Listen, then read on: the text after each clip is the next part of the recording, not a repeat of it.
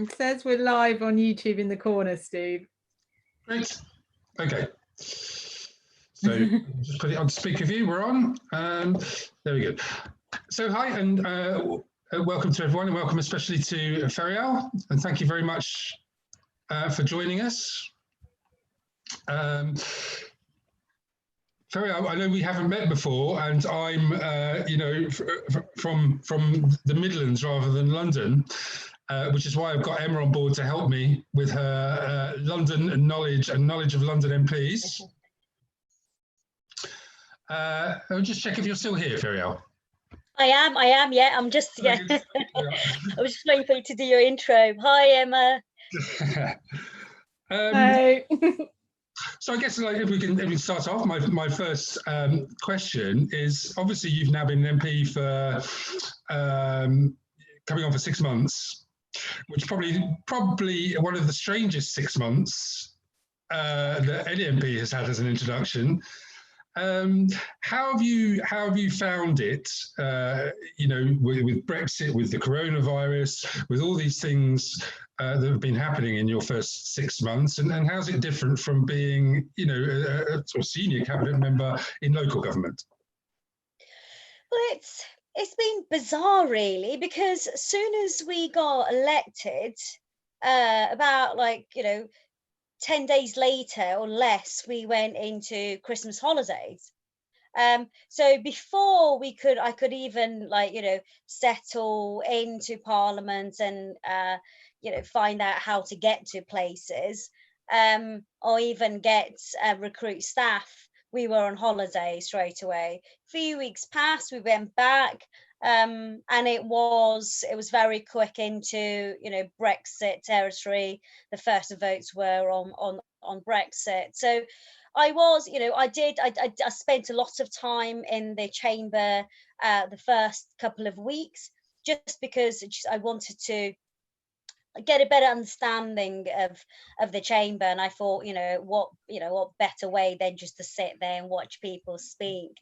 And I managed to speak on behalf of Enfield North residents quite a few times in January, and I was just about I was recruiting staff, and before I could set up my office, I had to be fair, I had recruited caseworkers, and my office was almost full with the staff. But then and then the pandemic, the corona started. So it's been a whirlwind. It's been a very steep learning curve for a lot of the new MPs, but it's been a very bizarre experience as well.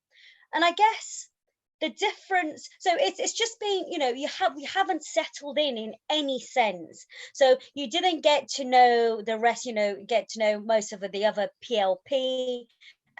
So because we didn't spend enough time there, you haven't settled into your office, you haven't properly worked, recruited all the teams that you need, and settled into, identifying what, the organizations and people that you're working with. And before all of that, you're just now all of a sudden having to develop a completely different way of working. And I feel really sad for some of the staff that joined me right before the corona outbreak, because they joined the team and they've just had to work from home. So it's not having that, having your colleagues, being new in a job, knowing the people you work with, and having to contact them via Zoom, via Messenger, not having that support mechanism. It's quite daunting for staff, and it's quite bizarre for an MP. It's very different to, I would say, the whole Parliament experience. Being in opposition is very different to being a senior cabinet member in an authority where we are in power. I mean, I can go on, and because when I was so I was a cabinet member responsible for latterly for health and social care, and I was also the deputy mayor. Well, we have a direct mayor in Hackney, so deputy leader basically. But in my role in Hackney, we made policy. You know, I saw the whole process of sausage making. So I sat with the civil servants, and you know, we went through the policy ideas. In opposition in Parliament, you will never get to speak to, or as a backbencher as well, you never get to speak to a civil servant. I have no idea about that side of the you know, sausage making factory. You know, no idea what's happening there. And I guess having been in control of making decisions and then seeing those decisions translated into policy. Sorry, I've got it. Sorry, small child. Sorry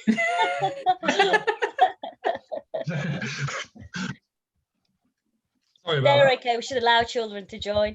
So it is now being in, you know, being a backbencher. It is a bit, it's a bit hard. It's, you know, so you have to develop completely new ways of actually trying to bring about change. Being in charge of making that change, making decisions, and then implementing those, then to be in a position where you have all the changes you can make is through lobbying and pressure. So it is, it's weird. No doubt, and perhaps even more so, we have a new leader since you joined, and I know that you were an early supporter of Lisa Nandy, which, you know, Open Labour was certainly endorsed Lisa as well. How do you think, you know, considering that you weren't one of his initial backers, how do you think he is doing so well so far? Oh, have we lost Feryal? He seems to have frozen. He seems to have frozen. 1 minute. Just bear with us. We'll see if she comes back. Sent her a WhatsApp to see what's going on. I could just start entering the class of 2017. He's at the bottom of my screen. The class of 2017, yes. I'm going to unmute him.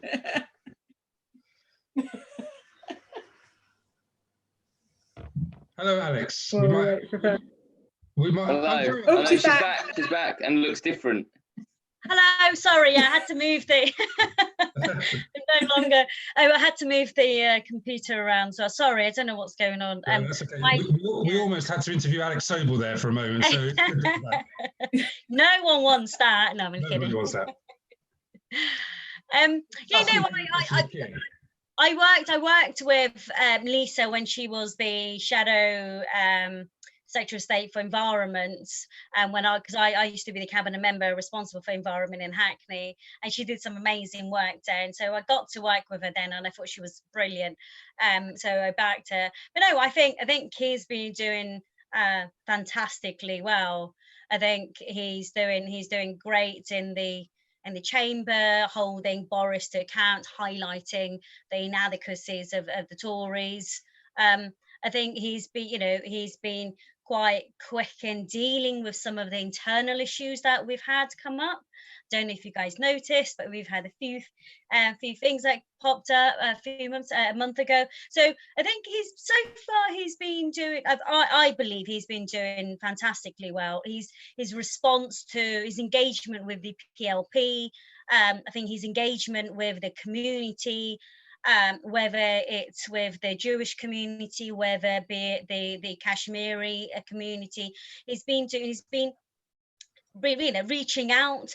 I think the meetings he's holding across the country, well, the Zoom meetings he's holding across the country are incredibly important.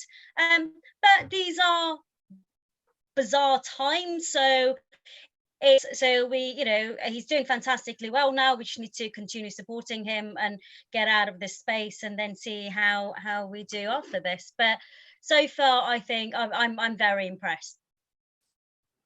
Okay, well, thank you. And I think one last question from me, and then I'm going to pass you over to Emma for some questions as well. Famously, you were a childhood immigrant into this country from Turkey, and you described the first Kurdish MP, or was it the first Kurdish Labour MP?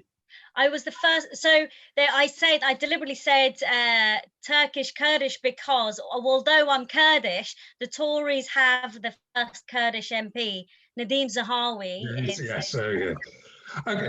I mean, what are your views? I mean, foreign policy is a very large, obviously, issue. But on the situation of the Kurds in the world right now, and in the Middle East in particular. Well, I think, considering that Kurds are the largest ethnic group in the world without a state, and I think geopolitically where they've situated, they've also always lost out to bigger geopolitical issues. So, they've never been the priority in any of the discussions and debates that happen in that area. We've seen that whilst, everyone was concerned about the, Kobani when it was under attack by ISIS, they were very supportive of the Kurdish forces and the Kurdish women who were fighting against ISIS in Syria. But soon as it was, the Kurdish forces in that region defeated, with the support of the West, defeated ISIS, the modern fascist organization in the world. But soon as another power that had that was more of more interest to the West, like Turkey, Kurds were very quickly abandoned. And that has been the fate of the Kurdish people across Middle East for almost 100 years. We are almost blind. We turn a blind eye to the human rights abuses, the persecution of Kurds in Iran, in Syria, in Turkey, especially in Iraq until, under Saddam. So it is, unless and Kurds in Syria had established a very democratic ruling in that area, alongside, living alongside peacefully with their, with their Arab and all the Syrian neighbors. And I think I think the Kurdish issue needs to be, it's different in different countries. And I think it has to be, whether if we are pro human rights, if we are pro democracy, then we have to ensure that that is for everyone. So we have to defend the rights of people to exist and right to self-determination. I support the Kurdish people's right to self-determination, but I think we can't continue to turn a blind eye to abuses of human rights just because of the geopolitical issues in the area, because of other financial interests. Okay, thank you very much. Thank you. Emma, do you want to ask a question? Yeah, so I'm going to ask, I've got a couple of questions, Feryal. First of all, probably some people don't know Enfield North, well, you do, and obviously I'm familiar with Enfield North, but one of the things that probably a lot of people don't know is that, in effect, you are the successor to the grudge match of the political century in Nick Dubois and Joan Ryan for the best part of 20 years. And the last election was very odd for everyone, first sort of winter election in a long time, but were there any specific sort of things that you found coming from Hackney, which is in effect a one-party state in many ways, to the successor of that kind of very odd political position in Enfield North of the grudge match of 20 years of the two of them? And how's that been, kind of following the two of them? Yeah, it is bizarre that, both Nick and Joan fought it out for 20 years. You'd think one of them would have given up some point. I mean, they did. It was good for me that Nick Dubois didn't stand, because he was very well known in the area. So was Joan. I guess they have both had big fans. They were fans. They were, I found Edmonton, Enfield, and parts of Enfield quite polarized politically. So I guess they're very strong personalities, that have a strong following in that area, and people still, when I door knock, still talk to me about Nick Dubois and Joan Ryan, and they were both, one thing that everyone says about both of them is that they were both very hard-working constituency MPs, and I heard that door after door. So but yeah, it's a new thing. I mean, I guess people were more accepting of me coming in because it was not Joan or Nick Dubois as well. So, and I had a very nice reception on the doorstep, I would say, most doorsteps. Great. And when you were at Hackney, you were the queen of cycling for quite some time. Obviously, we know the government is encouraging us towards more green transport. What do you see as the role of cycling and green transport going forward? And is that something you want to champion in Parliament the way you did in Hackney?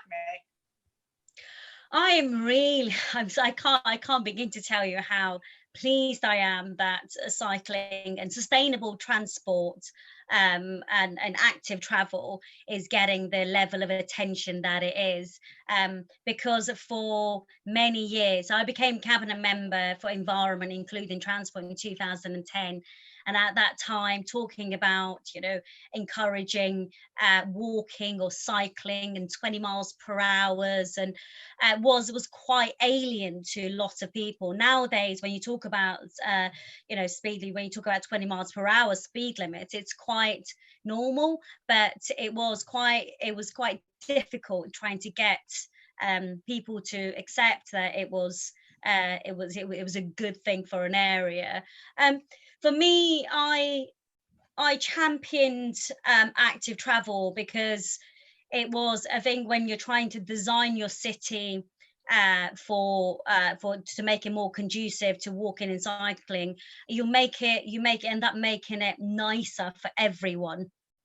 You make it a lot more pleasant. So I always, you know, and I knew when I was delivering projects in Hackney, when, you know, I used to get a lot of opposition when we used to talk about it, just the cycling and walking. So I used to talk about us in terms of improving an area and making it more livable, because that is what we did. You've removed the HGVs, you removed the heavy goods vehicles, you removed the cars, the fast traveling cars, you put in trees, you make it greener, you end up making it nicer, and people want to spend more time there. People want to walk down those routes. And ultimately, and it's also really good for the environment, you end up reducing your emissions. And local authorities who've wanted to transform their boroughs have had a lot of opposition. So now I'm hoping that some of that opposition, so it'll be easier. I'm hoping it'll be easier for local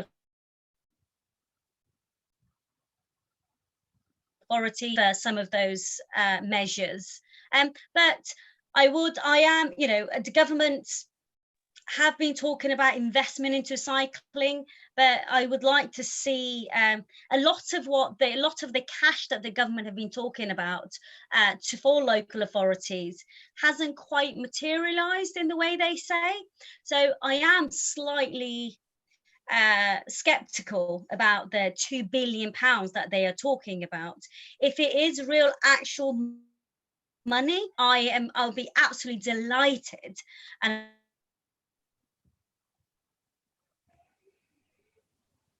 have we lost her again? And I think it. Oh no!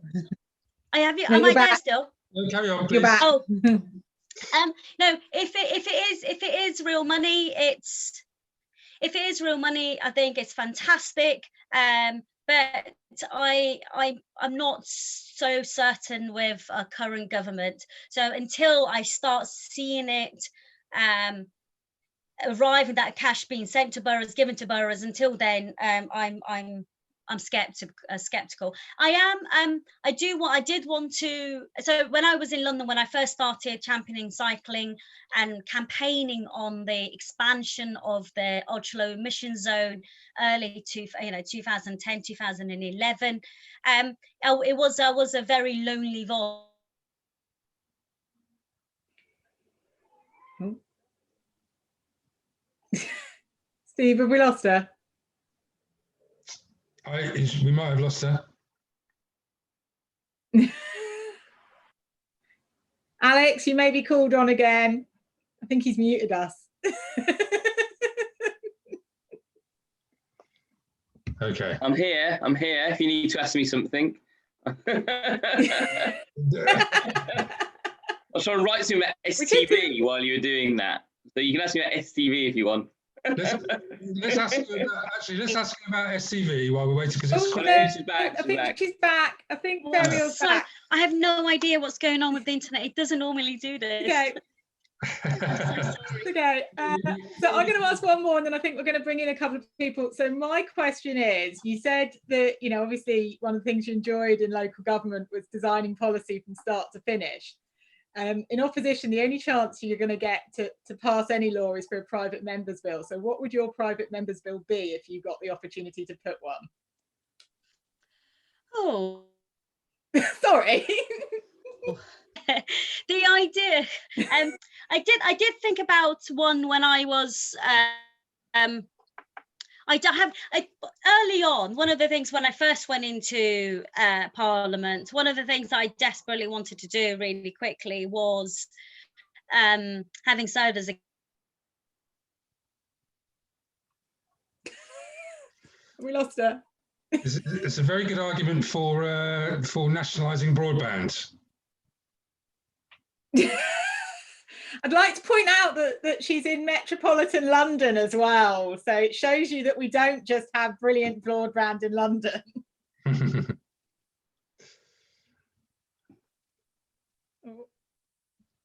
Oh, should we ask Alex what his is? Oh, no, she's a mouse moving. This is going to be a great watch back on YouTube, isn't it? It is, isn't it?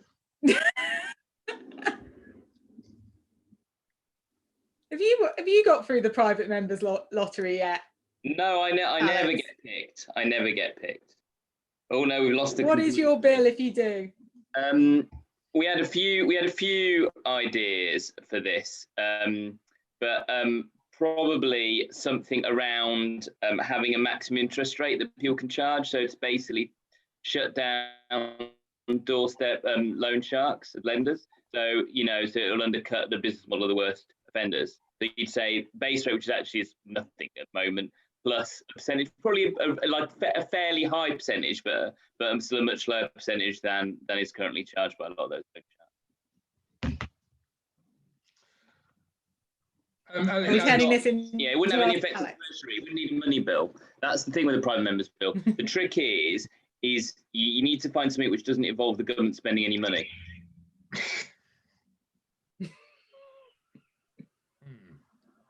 So it's quite hard actually for social justice type measures which don't involve the government spending money. So that was an idea, because it's just the loan sharks that will suffer. Okay. Well, it does look like we've lost Feryal for the time being. So I'm going to slightly change tack and ask a question to Alex about STV in particular, because it was something that came up at the NEC today. It looks like it's been deferred, but Alex, this is something Open Labour's been supporting. Can you give us some comments on what happened today and why we're supporting it? Yeah, I mean, I don't need to rehearse the arguments about why it's important. It is about creating a more democratic voting system for the National Executive Committee, bringing it in line with the leader and deputy leader, and actually in lots of other parts of the party which are led by STV. As we all know, NEC meetings can be quite fraught. So there was a paper that went forward, and the paper wasn't really about the election of Meth to the NEC. It was about the NEC elections, because obviously at the moment, members should be nominating at their CLPs for the NEC, and that is obviously not happening, and we don't have any mechanism virtually via Zoom or anything else to do that. So the elections have been delayed. There wasn't a conclusion about when they should happen or how they should happen. So that decision is going to come back, I believe, in June, and that means that there'll be another opportunity to amend the method of voting for the NEC to single transferable vote. You know, we were getting a lot of support, you know, when you're speaking to people on the NEC. So I'm hopeful that as long as we can get a fair win behind us at the next meeting and it actually gets tabled, that it will get passed. But to be honest, you know, this was Open Labour notoriously has many positions on many issues, and this was just one position in the position paper, which was just 2 lines, I think, in a bit about party democracy. And we only really started the campaign, or Open Labour only really started the campaign like a couple of months ago, like seriously, and we've already got to the point, you know, where, well, a couple of months, basically at the hustings in January. We've already got to the point where it was going to be tabled and discussed the NEC, and it's just, and I think today is just because of practical necessities around the NEC elections that it didn't get tabled. So I view this as merely, you know, another step in our ongoing campaign, and nothing more than that. I think Feryal's back on the line, so I think we've utilised that space to catch us up on the STV, and you can go back to speaking to her. Hi, Feryal. You say she's back. Well, there, I can see her. I'm going to turn the video off. I'm going to turn video off, okay, just to.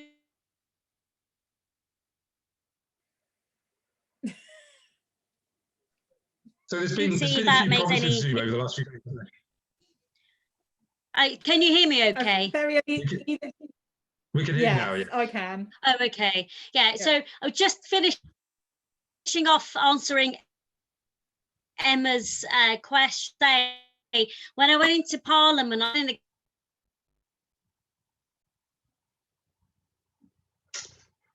expect there to be so. Hello? Yeah, Feryal, sorry, we lost you again. Out. Yeah, so it's cutting out quite a lot. We're not really getting you at the moment. Okay. Oh, there we go. I think that's a bit better. Sorry, do try and continue. I'm so sorry. This must be so frustrating. I don't understand what's going on. Yeah.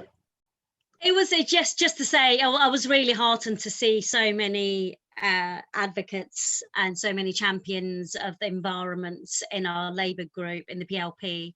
I was delighted to meet so many of them and see how much work that had already gone ahead before us. So I'm really excited on that front.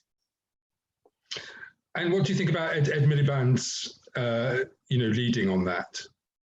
An excellent piece in The Guardian, I think yesterday or the day before. Did you manage to read that?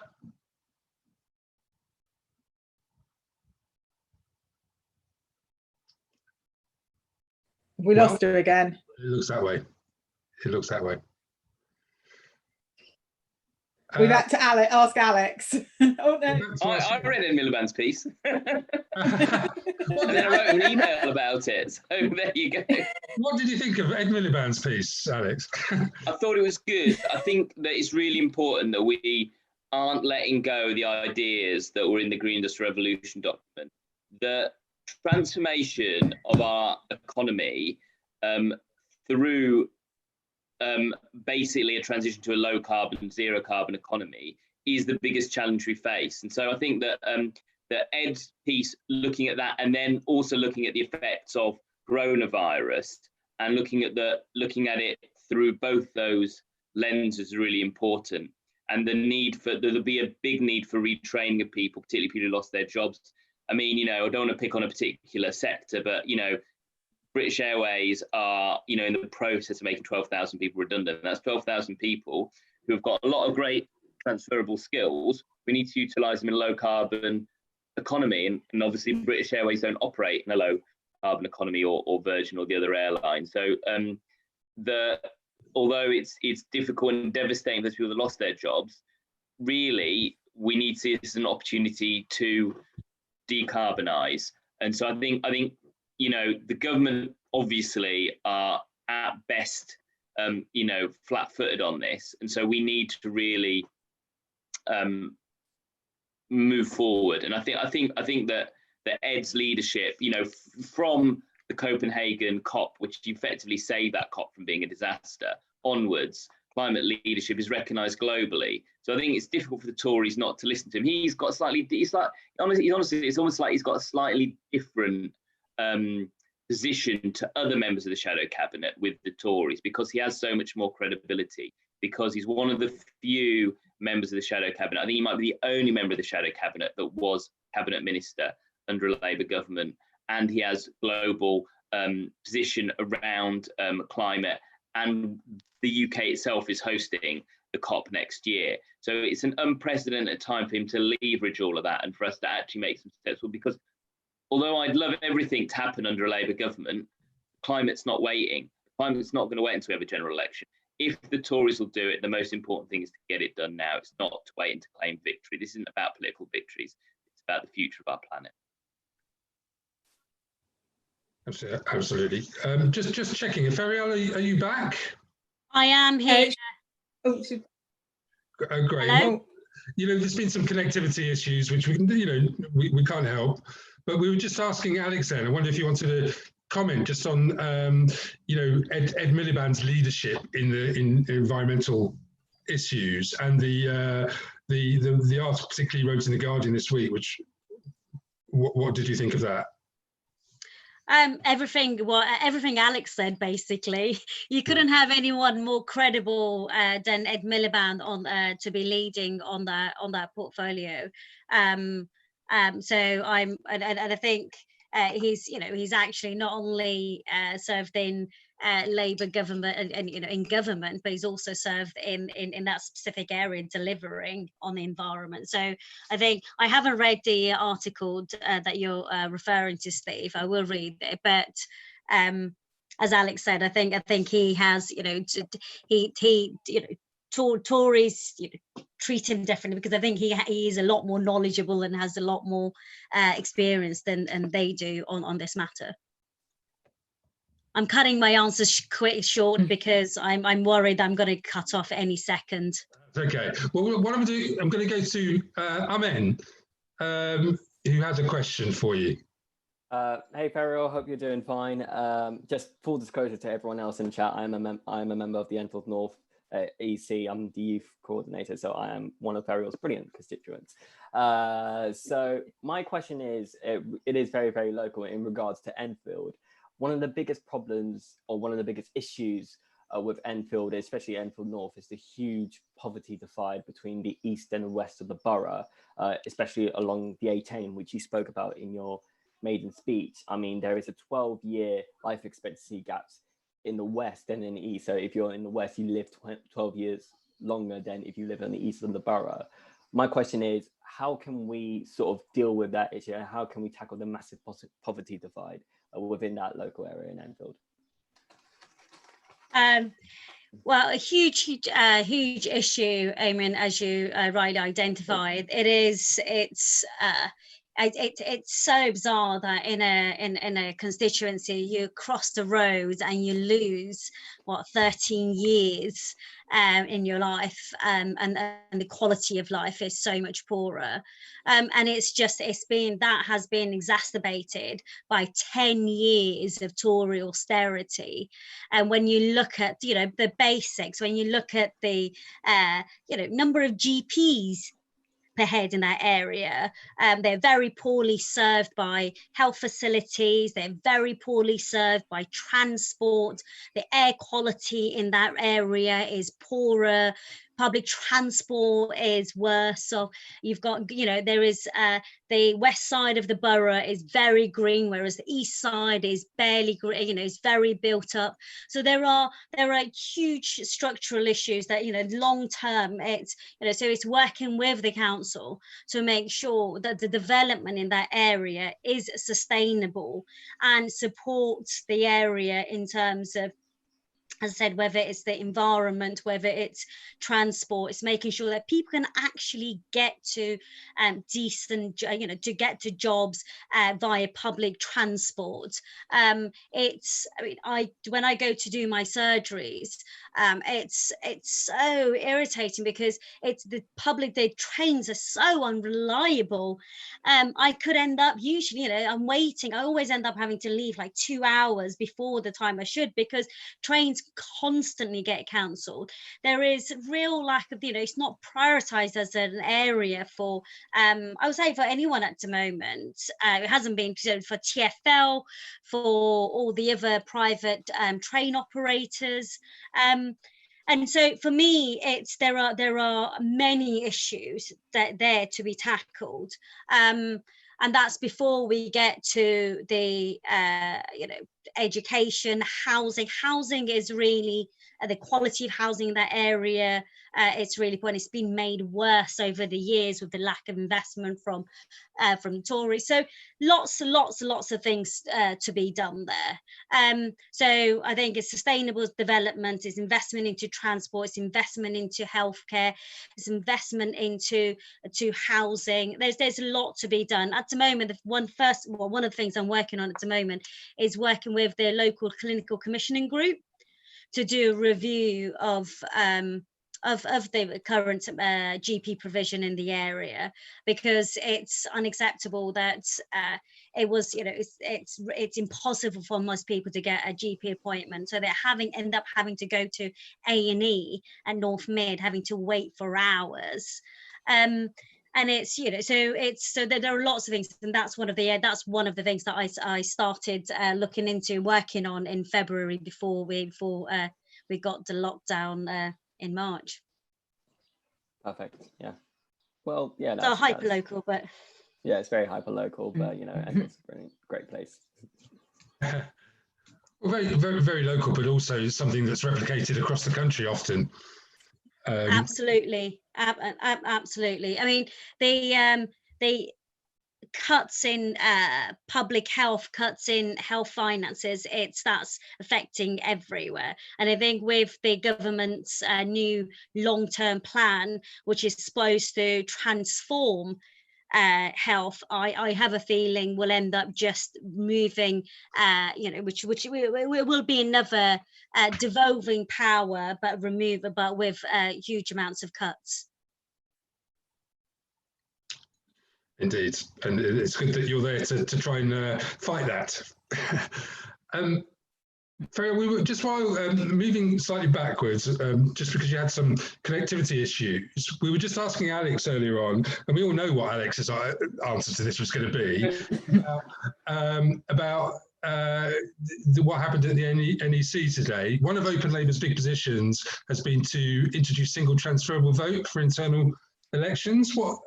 It didn't actually happen today at NEC, but it's coming back, we hope, in June. What's your views on that?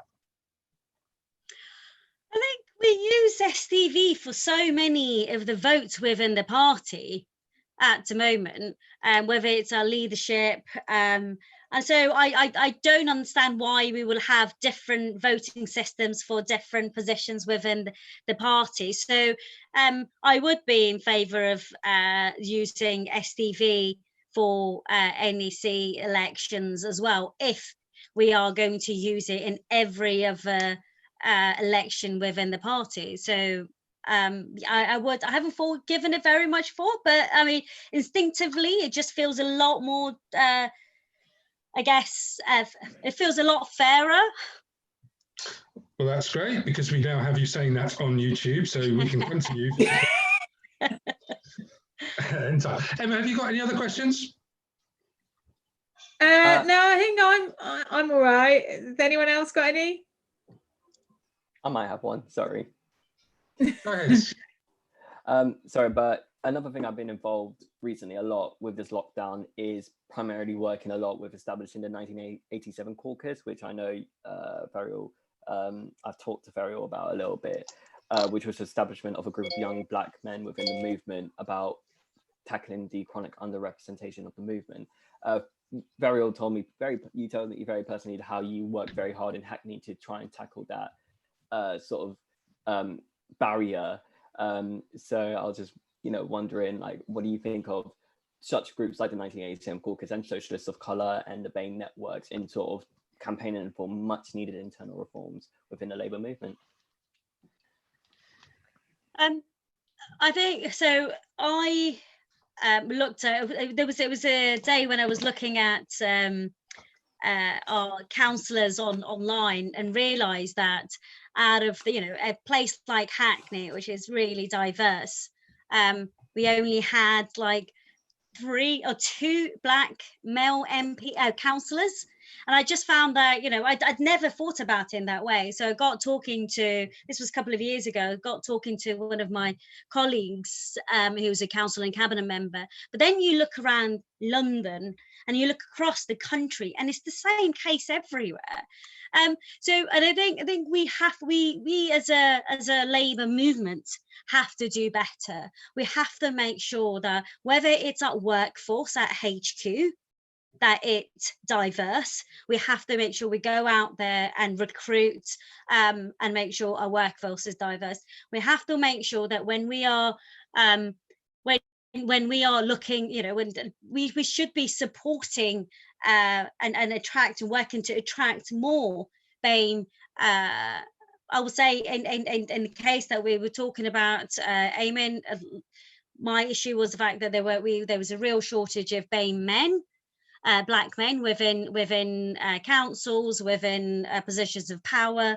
So I think we have to actively go and actually attract people and talk to people and mentor people and make sure that people encourage people to stand for positions, because it's we've sitting around and waiting and saying our processes are open and transparent, anyone can apply. It's not working. So we have to proactively go out there and encourage more men from the BAME communities to get involved in the Labour Party at every level. Yep, that's good. Great. I'm going to hold you to that. So, just in case you do any. But yeah, thank you so much and thank you for your support. So, yeah.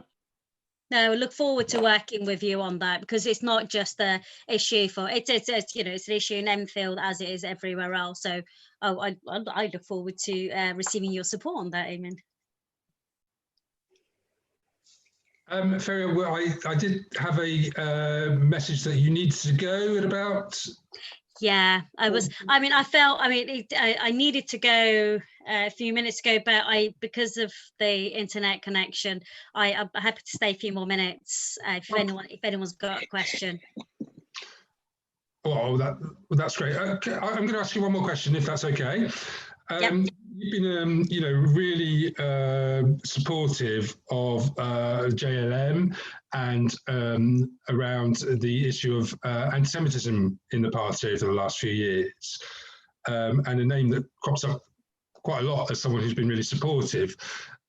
What do you think that we need to do now in order to, solve some of those problems that we've had over the last 4 or 5 years? I think on that issue, I would say Keir is doing he's taken the right steps. He's already reached out to JLM and the Jewish community. Someone who comes from a ethnic group, I felt bad seeing so many of our Jewish members so upset with what was going on and our inability to actually respond to the issues in the way that actually they felt was fair and transparent. So I think having the conversations that Keir has had with JLM and the fact that we have an open, transparent issue, and I think it's I almost think having someone new does help actually bring a new level of credibility to the process, and I believe they do, and I think JLM. I think they do believe that we are serious about wanting to get rid of anti-Semitism from our party, and to make sure that I think the message that's gone out loud and clear from Kit, from Angela, fact that not only will we not tolerate it, but we will act to make sure that we root it out of our party. And I think that message has been heard by the Jewish community and has been welcomed, and I'm really pleased with that. Thank you. Yeah. Well, Feryal, we want to thank you very much for joining us this evening. It's been fascinating to talk to you. Sorry about some of the issues. Do you consider at some point joining Open Labour? Do you know, I've been a Labour Party member since early 2000s, and I've always been worried about joining any group. Labour Party for me has always been just about enough, but I do value the work that Open Labour do, that all the other organisations within the Labour Party do, and I think it is really important. We are we are a broad church. I haven't thought about joining Open Labour, although Eamon does bring it up every time he sees me. Yes, I do. Every time. So I will say, but thank you so much for having me. I am so sorry about the internet connection. I wish our conversations was slightly more fluid, but hopefully I can join you guys another time. That would be lovely. Better internet connection. That'd be brilliant. It'd be lovely to meet you. Thank you very much for joining us. Or in person. Having me. Have a good night, everyone. Thank you, Alex. Thank you, everyone. Bye. Steve, before we go, what's the next event? Oh yes, I should say the next event, Open Labour. We always have. Is that Alex texting you to tell me to say that? We always have. No, that was just me. That was just me. Friday that night did not require an Alex Sobel prompt. So Friday night we have the Open Labour quiz, which is proving very popular, and this Saturday actually we have a big foreign policy discussion, which I think will be really excellent. We've got some really good people coming along to that. Mary Kaldor will be on the panel, and I'm going to my messages now to exactly see who it is. I mean, it's towards the progressive internationalist foreign policy is the event on Saturday. Mary Kaldor's one. Alex might be able to tell us who the other people are, if he's still here. He's there. Do you want me to come in? Yes. Yeah, so it's on... Who are the guests on Saturday, Alex? So it's Mark Leonard, who's director of the European Council on Foreign Relations, which is the largest foreign policy think tank in Europe. Charlotte Buttrick, who for the last couple of years has been the Westminster officer for the EPLP, and she's also international policy advisor on Care for Leader. So she'll have some insights on that. And then also Professor Paul Thompson and Dr. Harry Pitt, who we're working with at the moment as Open Labour, produce a foreign policy pamphlet following our foreign policy position last year, trying to create a new ethical foreign policy for the Labour Party. It'll be excellent. I'm telling you, this is the one to watch. Keep an eye on your emails, folks, for all of these events coming forward, and we'll see you soon. See you soon.